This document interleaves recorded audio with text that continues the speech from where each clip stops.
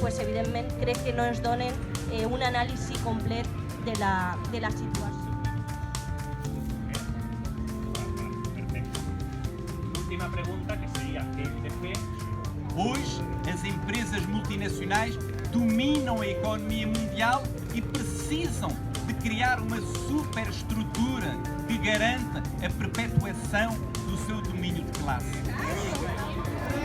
No vale fotitos. Muy bueno. No vale fotitos.